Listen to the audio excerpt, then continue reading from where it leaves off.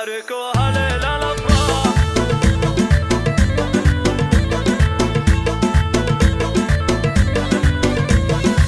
زانت أجواء الشعر وابدع وزانا، والقوافي كل بها خيالية، بالجمال اللي تميز على قرانه، المدايح كنها فيه مخفية، بالعروس وزينها القاف والحانة، الفريد المترفة والسنافية، نوف صور حسنها الله سبحانه، آية اللزين في الناس مرئية،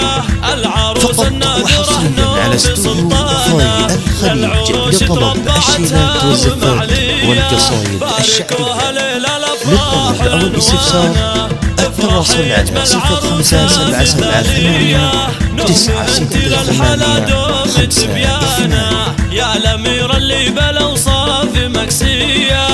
أمكم عبد الله للعز برهانة، شيخة الطيب الكريمة الشقردية، فاطمة نفخر بها صيت ومكانة، الكرم والجود فيها مبادية، وابوك عبد العزيز اعتلى شانه، والنعم بالجيد اسمه وطارية، الشجاع اللي تفرد بميدانه، فالمواقف كفو منا له تحية، نوف حظه خالد وفيك أزمانه، زانت بوصلك وأيامه هنية،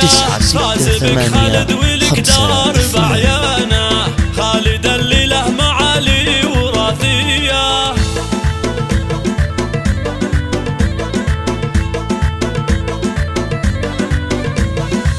زانت أجواء الشعر وابدع وزانا، والقوافي كل بها خيالية، بالجمال اللي تميز على قرانه، المدايح كنها فيه مخفية، بالعروس وزينها القاف والحانة، الفريد المتربى والسنافية، نوف صور حسنها الله سبحانه، آية اللزين في الناس مرئية، العروس النادرة نوف سلطانة، للعروش تربعتها ومعلية، باركوها ليلة الأفراح عنوانا، افرحي يجمل عروسة مثالية، نوف انت للحلا دوم تبيانة، يا الأمير اللي بالأوصاف مكسية،